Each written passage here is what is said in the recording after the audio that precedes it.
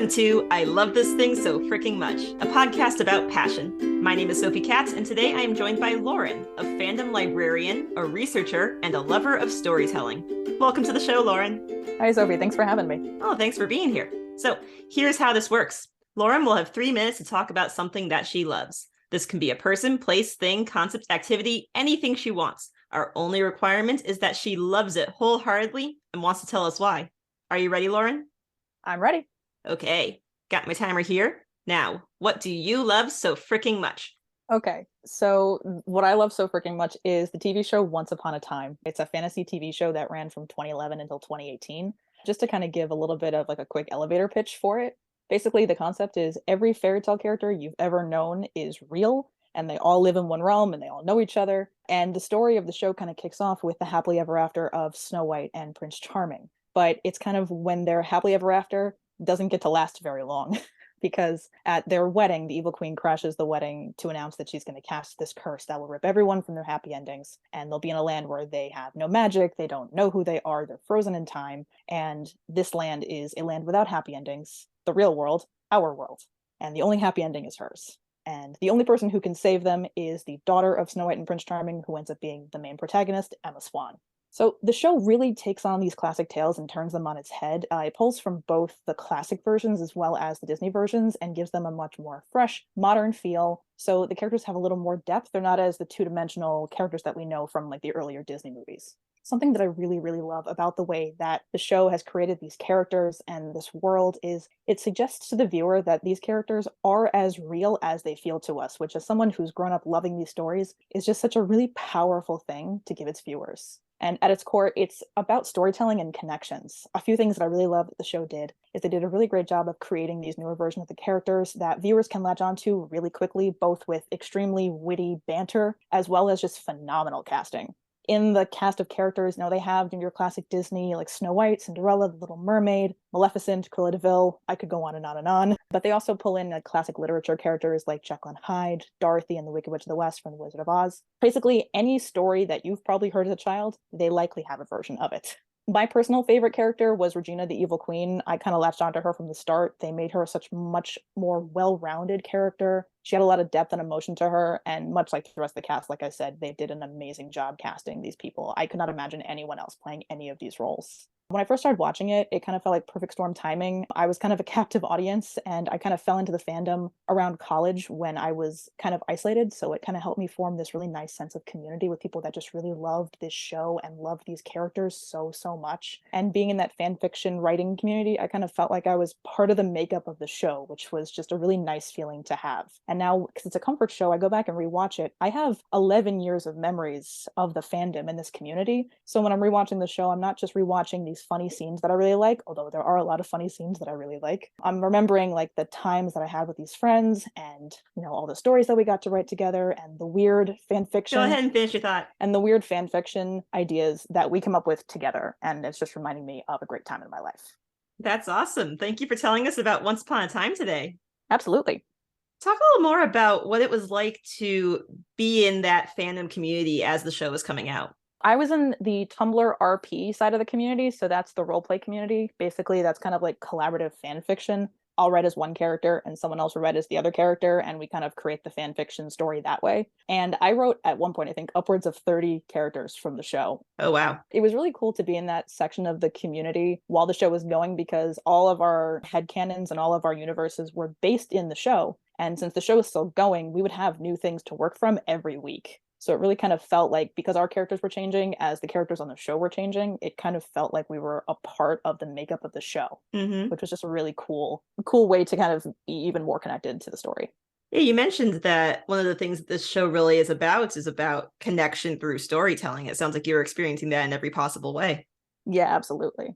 Something I really like that you said is that this show makes it so that the characters we love and already feel like they're real to us are real. Can you talk a little more about that?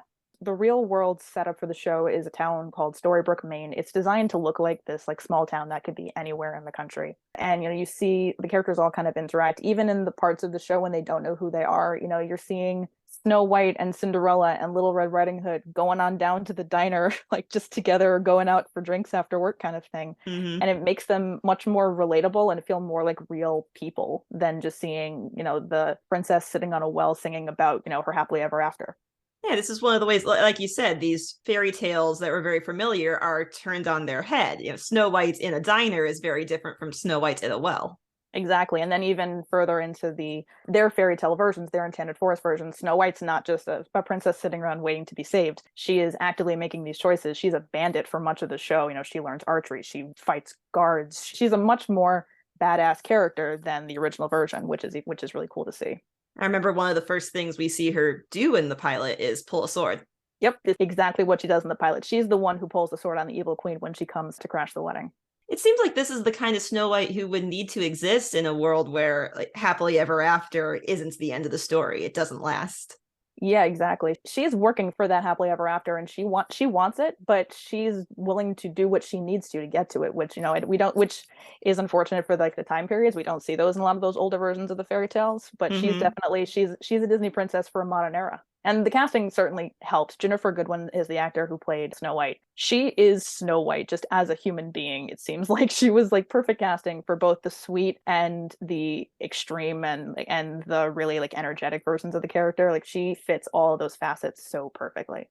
You mentioned before that another example of perfect casting was Regina, the Yeah. evil queen. Can you talk a little more about her and your love for her? Yeah, Lana Parrilla. I'll be honest. My love for the character started with my love for the actor. Like All when I right. first when I first started watching the show, because I will fully admit, in the beginning of the show, in the modern half of the storytelling, there isn't a ton about Regina's character to like, other than she's mean and attractive. So I'll be quite honest. So my love for the character started with the love of her, and then as the first season went on, because actually my first live episode of the show, the first episode that I watched live as it was airing, was an episode that was predominantly her flashbacks from before she was the evil queen. It's the 18th episode of the first season, called The Stable Boy. Mm-hmm. That's where we see who she was before all of this, and all the hope she had, and all like the dreams she had for her future before Snow White came in and ruined it all. And just seeing the juxtaposition of where she is in the current timeline as well as those flashbacks, I fell in love with her acting, and then I continued to fall in love with the character as the show went on. Talk a little more about the flashback element of the show. Yeah, every episode, I would say almost every episode, is half current timeline, which is, post the dark curse being cast. It's when Emma shows up to deal with the goings on there and subsequently break the curse. And then the other half of it is flashbacks that give us more context and backstory for what happened to these characters before the dark curse ever got cast. So they're mostly there. We get a lot of plot with those to what leads up to that casting of the curse, but they also give us a lot of character insight and a lot of development for what happened. And usually it will coincide with what's going on in the current timeline. So if Snow and Charming are having some issues in current timeline, we're likely seeing the two of them having issues in flashback timeline as well. It seems like this is one of the ways that these stories are turned on their head in a way, because a lot of these fairy tale characters in the original form, the kind of story you would tell to your little kid is that the princess is this way because she is this way. There's no explanation for it. But the TV series takes the time to go a little more into, but why is the evil queen evil? Why is the princess good? Why did we get here? Yeah, exactly. That's something, one of the lines from the show, I think it's Belle that says this, is that, you can't know someone until you know their full story. You can't judge someone until you know their full story. And a TV series has the time to get into the full story. Exactly. They have the time. They have the time that these like original short stories that are like maybe 5 to 10 pages once written down, and they were originally oral stories for going that far back. Now you've got a lot more time in, one season of 22 42-minute episodes to get through someone's story arc. And in their case, they had 7 seasons. They had over 150 episodes. Is there anything that you don't like about Once Upon a Time? And if so, how do you handle that? One thing about the show that I pinpoint a lot is that it is a little overstuffed in both its character roster and its stories that it chose to do. Because for 3 seasons, they had these half-season arcs where they would pretty much have one arc crammed into 11 episodes, then we'd have a bit of a break, and then they'd have another arc in 11 episodes. And they opted for quantity over quality, which is unfortunate because they're so good at so many things, but then cramming all this story, they had full seasons worth of story in these short arcs, but they just didn't have the time to develop them the way that I think the stories deserved. Mm-hmm. So it's a case of, if I love a show, I critique it. Like if I find no fault in something, it's an okay show to me. once I start kind of picking apart for these plot inconsistencies, that's kind of the fun that I get out of something that I Mm-hmm. don't like. I like seeing the plot holes and going like, I wonder. Most of the time, I feel like they thought the viewers weren't going to notice. So like sometimes I kind of look at these plot holes and go, I wonder how much they thought we were going to ignore. It's almost kind of like a scavenger hunt at that point. The overstuffedness of the large amount of characters that show up and then don't come back ever again, or stories that kind of just start and stop within 10 episodes. It kind of makes that a little bit better because, I found the fun in the thing that could be less than enjoyable.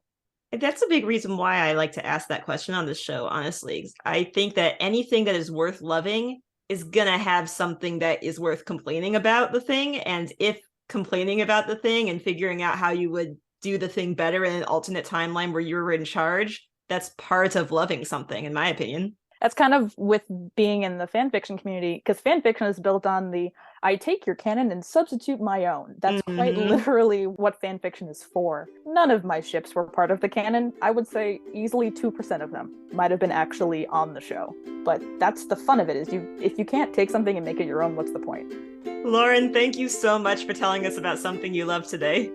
Thank you so much for having me. This was a great time. And thank you, our listeners, for tuning in today. If you would like to learn more about Once Upon a Time or our guest, Lauren, you can find her social media information in the episode description. And if you have something you love so freaking much you want to tell me all about it, consider this your invitation to join the show. I Love This Thing So Freaking Much is a production of Through the Window Media. This episode was directed and edited by Sophie A. Katz. You can find us at Through the Window on Twitter, Facebook, Instagram, or Tumblr. That is THROU The Window at all those social media sites. Be good to yourself, be kind to each other, and you'll hear from us again soon.